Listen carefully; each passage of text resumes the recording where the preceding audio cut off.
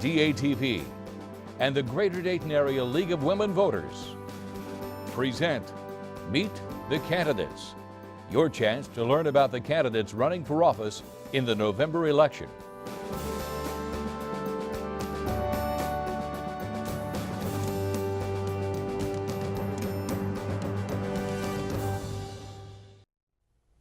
Hello and welcome.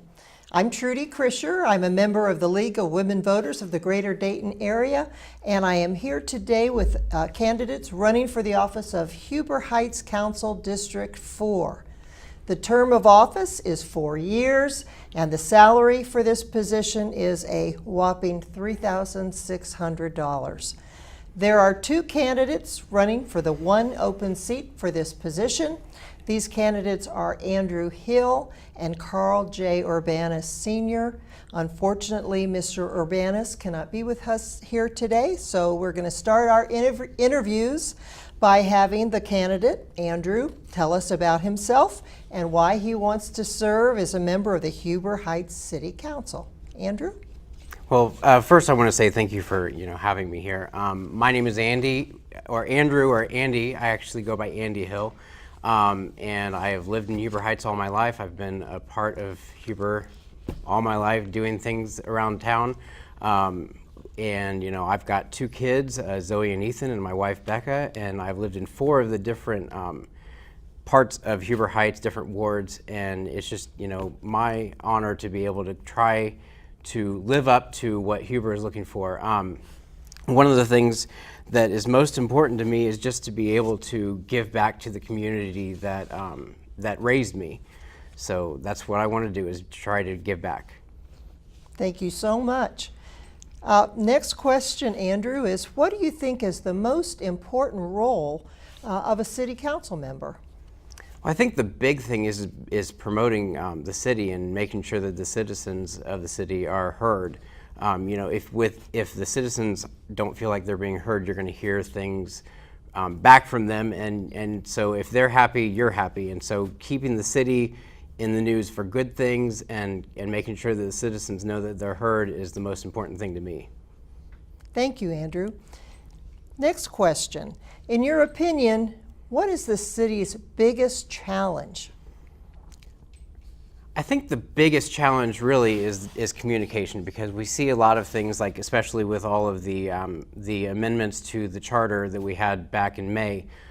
People were saying, I don't know anything about these or those kind of things. And I think communication is going to be key with the city, is trying to get out there, not only through mailers, but also through social media, and maybe some advertisement through TV and things like that, where we can make sure that people understand what's going on in the city and making sure that they know that they can be involved and come to city council meetings, come to the work sessions, and be heard.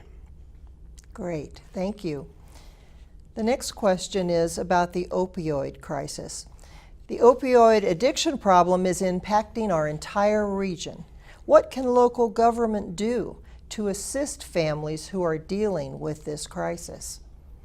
I think with the opioid crisis, everybody knows somebody that's been impacted, and so being able to be there for the community and saying, we understand, we're here, we can do things for you, being able to point them to rehab facilities and point people to places that they can go where they can get help, and also to those who are close to those victims, being able to offer different types of counseling and things like that would be things that the community and the city should be able to do.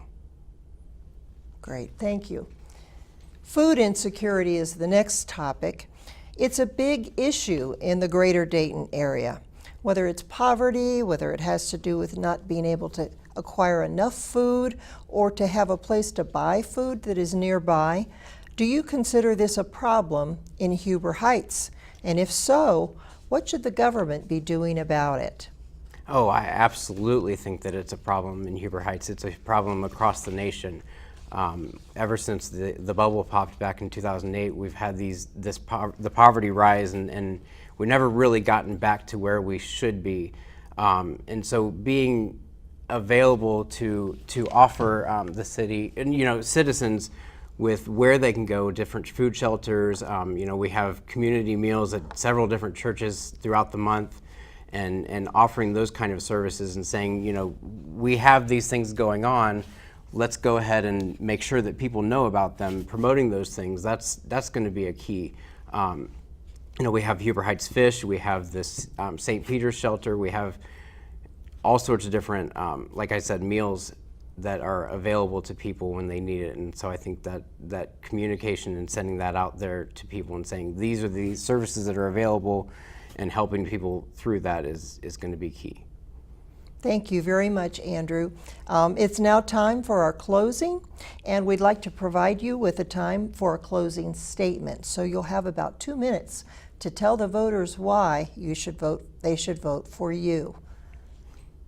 Okay, so I hear, a lot when I'm out talking to people and things like that I'm a politician, and one of the things that I always kind of laugh at that, because when people say that, I always think, I'm not really a politician. I mean, I know that I'm running for office, but really to me, I'm a citizen just like everybody else. And so when it comes to votes on council and things like that, I want the people of Ward 4 and Huber Heights as a whole to know that when they come to me, when they email me, call me, see me out and about and say, hey, I want to talk to you about this, I'm taking what they're saying to heart.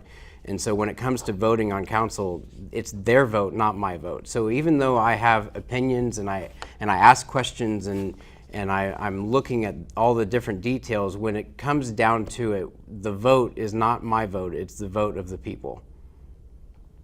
Great. Thank you so much, Andrew, for your participation today, and good luck in your campaign.